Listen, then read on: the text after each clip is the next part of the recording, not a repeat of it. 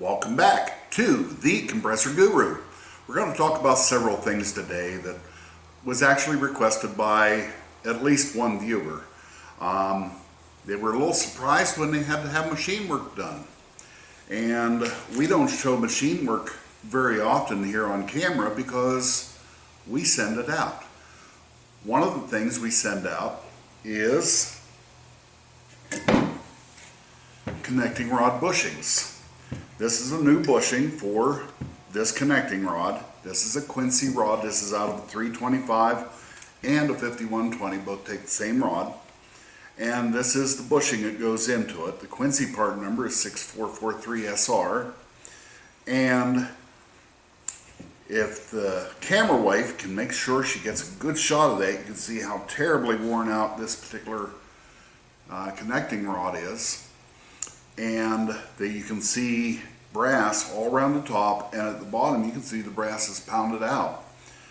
So what we do, we usually do as much as we can here. We go to the press, we set this on top of there, and we make sure we line up the oil hole. So we do as much here as we possibly can to try to save ourselves money with the machine shop, but we also are conscious about how much time it takes us to do certain jobs and how efficiently machine shops do them. So we'll take and we'll go over to the press, line up this hole with this hole, because in Quincy, see, these are oil pressure fed wrist pins along with the crank.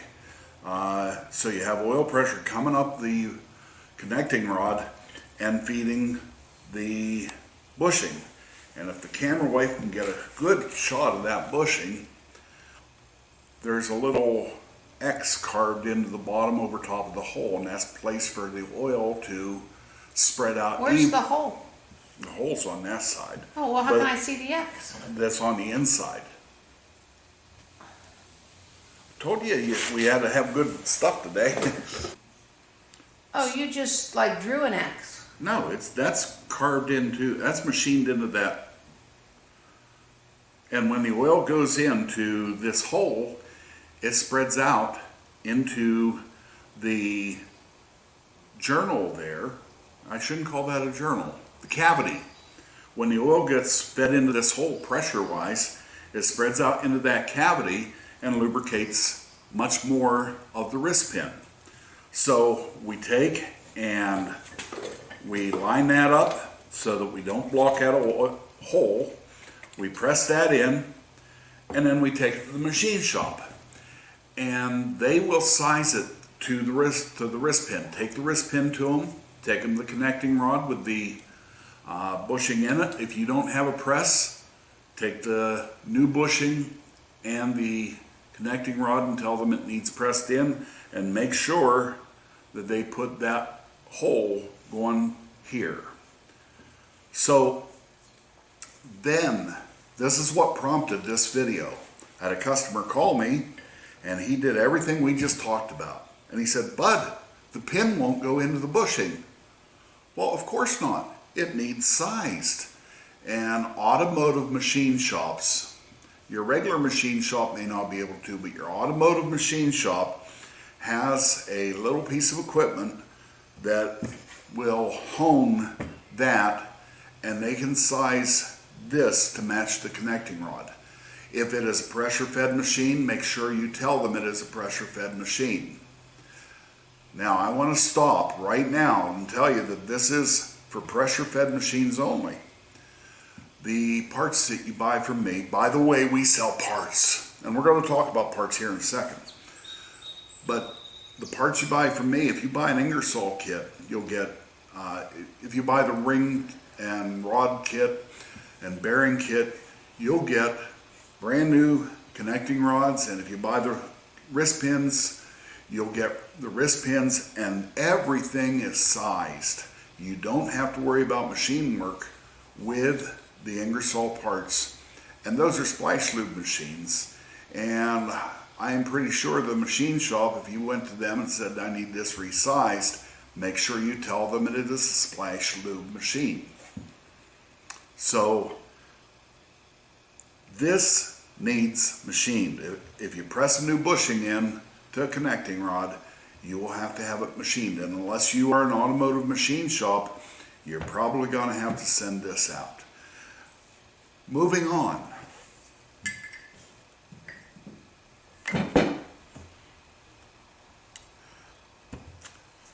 This is a very dirty and used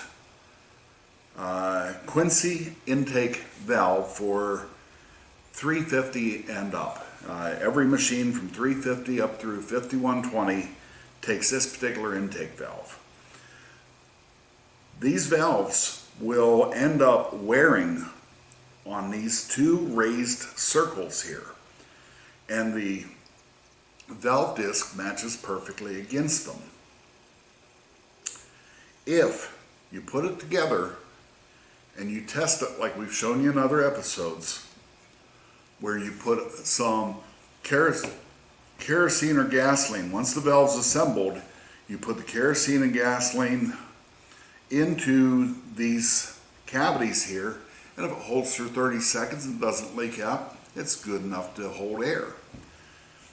If it leaks out and these look a little deformed, you go find most machine shops. You don't have to go to an automotive machine shop.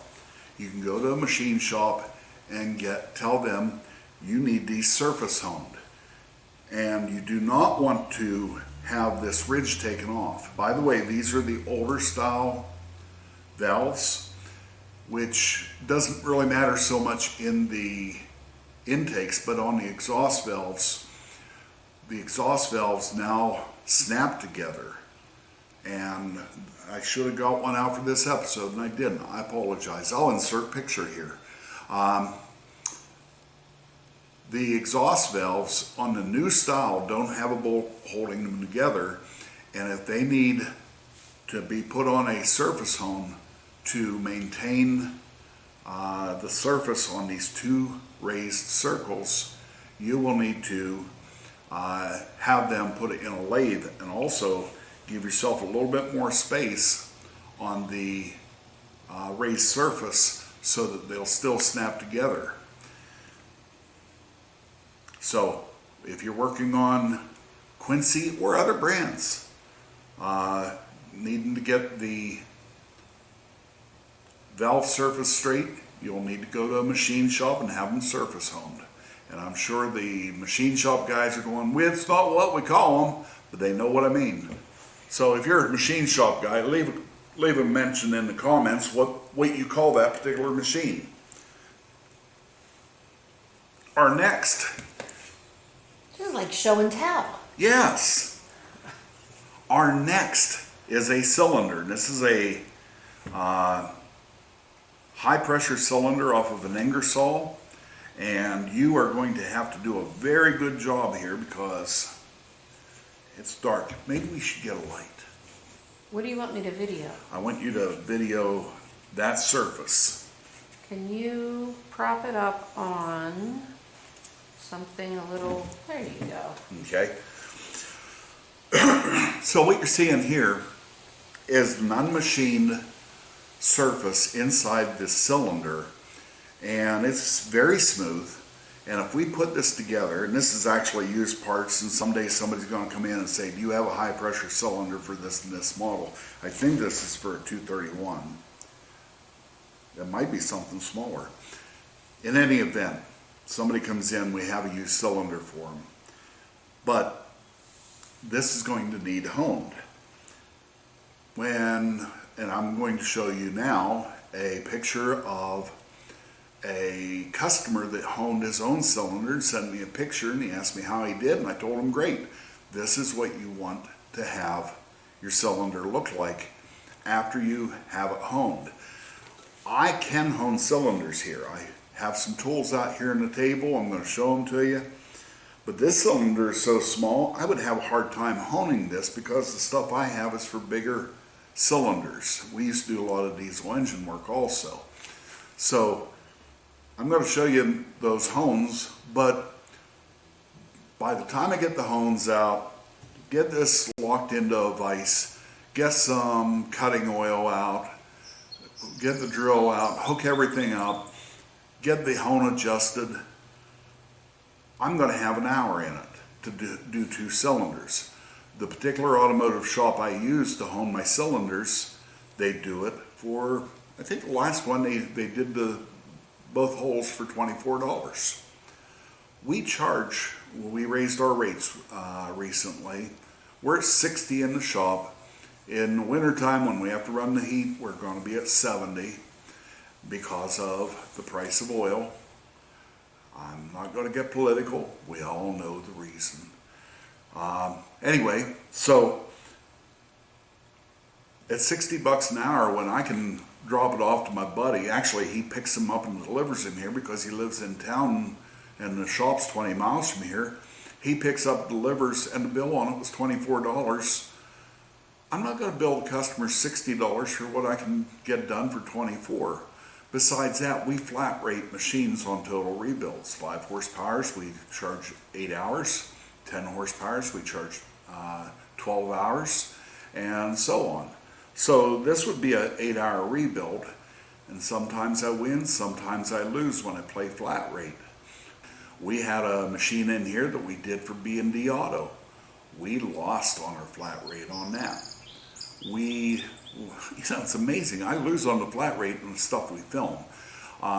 Maybe it's because we film and we lose time doing that. But that's beside the point. We lost on the 325 we rebuilt also. But some we gain on, some we lose on, and that's part of the reason we flat rate. If you ask me what it's going to cost to rebuild something, I tell you, and we stick to it. So, that all being said, we can hone them. I'm going to show you some honing tools that we do have, but I'm going to tell you, by the time, unless you're a master machinist and you have the stuff set up and ready to go, it's probably going to pay you to just take them to an automotive shop and have them, and just tell them to break the glaze, put a nice pattern in, and they'll know exactly what you mean. So I'm going to show you some of the hones we have here that we don't use, just for information.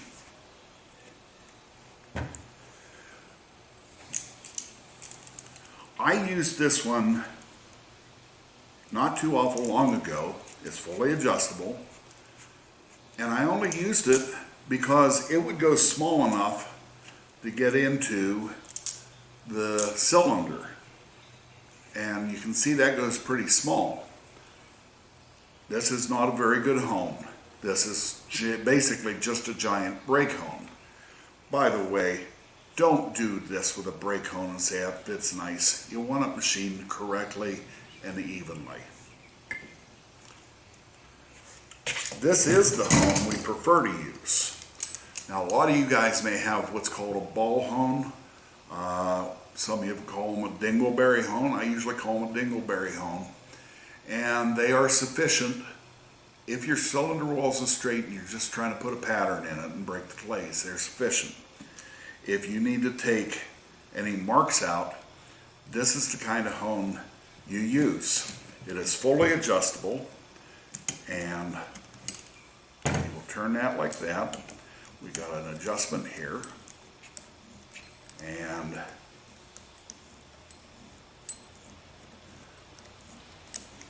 you can see we can go very fine. For as much as I'm turning that, we're not gaining a lot. So for as fine of an adjustment that is, we didn't gain a lot. And that's what you want. And by the way, these are very coarse stones. These would be for quick cutting. Let me show you different attachments. And these will adjust in this hone. So these hones come out of here, and we can put these ones in. I think these go down to about 3 inches. These will adjust from 4.75 out to 7 inches. And I have a large number of sets of these that will go, I think the biggest we can go is about 10 inches. And for the big Davy recip compressors that used to be on the shallow drill rigs, we've done some of those rebuilds, and we've use those big those big attachments. These stones are replaceable, and we have fine stones, and these are a finer stone than this, but we have coarse stones and we have fine stones. So this is really a higher end hone, and if I have to use a hone and do it myself, this is what I use. This is Sunnon.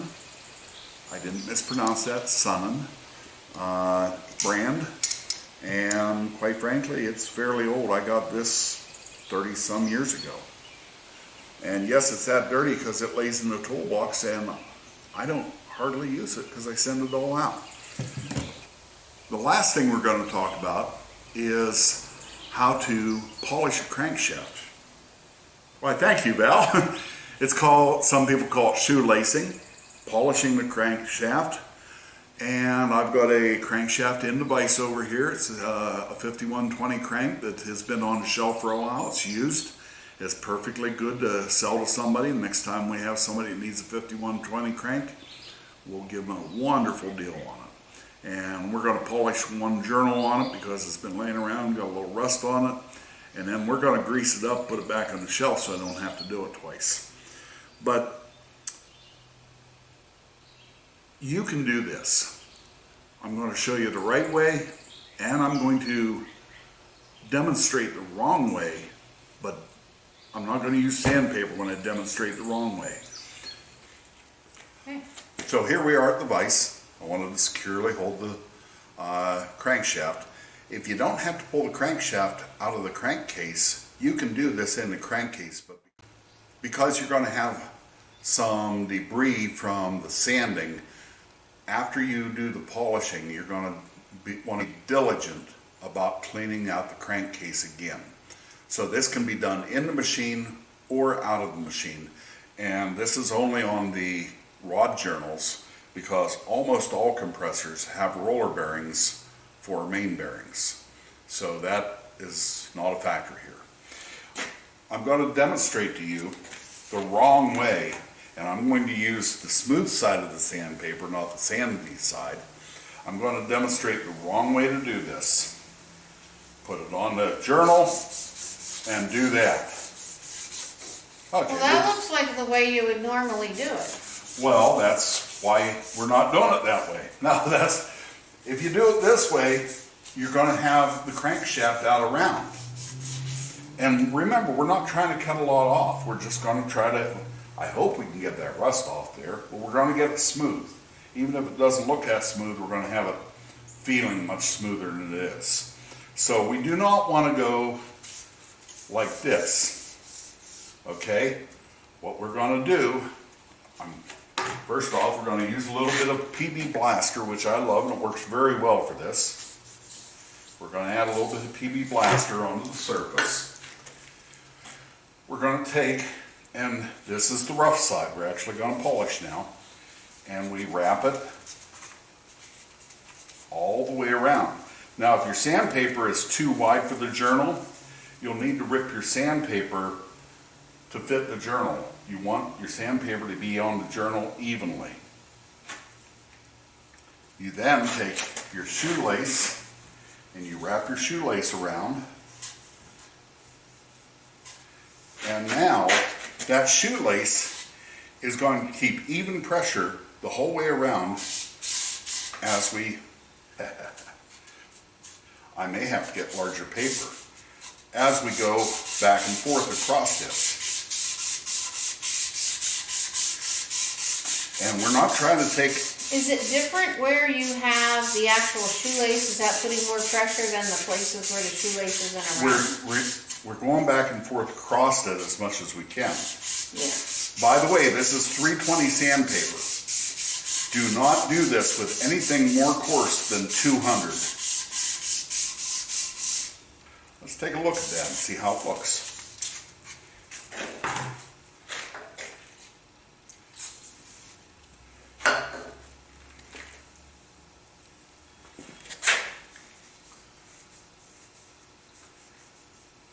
That's a lot of it, and I can still feel that. This crank may have been on the shelf too long. This may be scrap iron. But we're going to keep working at this a little bit, And Put the shoelace on that side of the sandpaper this time. that side. Yep, that side over there. Whenever you wrap it on there, Okay. wrap it on that side. Because that's why we didn't get that area, I think. Okay. Sure, as I say this and I don't really know, but this is why I get paid nothing, folks. Nothing, absolutely nothing.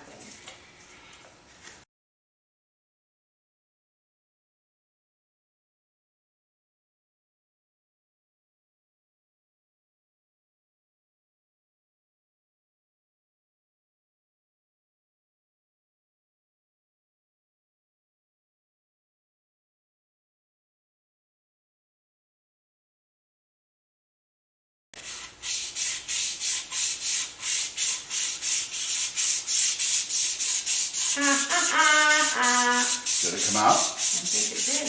Hey, it looks like it.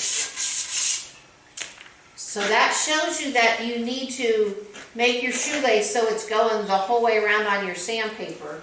It was not really putting much pressure there. So that's not perfect, but it's good enough. Looks pretty We good. didn't take hardly any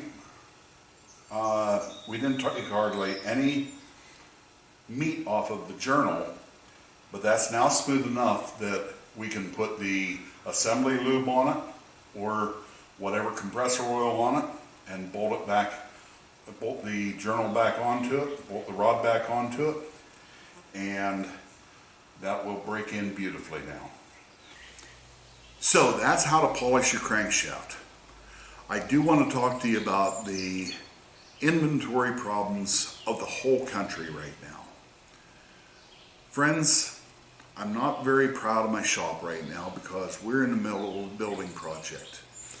We are putting up another storage shed strictly for new parts, and we are crowded out. Why are we putting up another storage shed for new parts when we drop ship a lot of parts directly from the manufacturer or a major warehouse? It's because we can't always count on them having parts in stock. So for the last year or more, we've been building inventory. We've been putting new parts on stock that we haven't had to stock for a long time because the supply chain was dependable. The supply chain is not as dependable now, and we are taking steps to continue the good service that we provide to you. This is costing us money, not just for the shed, and I should call it a small building, but we're calling it a shed. It's not just costing money for the shed, but it's costing me money for the inventory to add it, and it's costing me more money because for those of you that are self-employed and understand how your taxes work, when you build inventory, you have to pay income tax on the increase in your inventory. We're doing all that because there's such a problem in us being able to guarantee the availability of parts. So every week, our inventory value is going up because if I order 3 pressure switches that we sold to customers, I'm ordering 6 in because we're actually having a problem getting certain filters right now. My last order for filters, instead of ordering a dozen, I ordered 50, and I got 50. They had to substitute them with a better filter, but we aren't passing, it's only $1 difference. We're not passing that increase along to you. We're giving you the better filter at the paper price. That all being said, we're doing this to better service you. We appreciate all the business. I'm going to reiterate this. We sell parts. I don't care where you're at, as long as you're in the contiguous 48 states. We can take care of you. If you're in Canada, it takes a couple extra hoops, we can take care of you. We have shipped to Ireland. The parts were $300 and it cost the customer $300 to get them there, but he couldn't get those parts in Ireland. He was kind enough to deal with us. Well, other companies wouldn't have jumped through the hoops, but we are about service here. We're about service, price, and quality. We try to give you the best combination of that, and that combination equals value. Friends, I thank you for tuning into this episode of the Compressor Guru. We haven't heard much from the camera wife today, aside from her throwing a shoelace at me. But I thank you.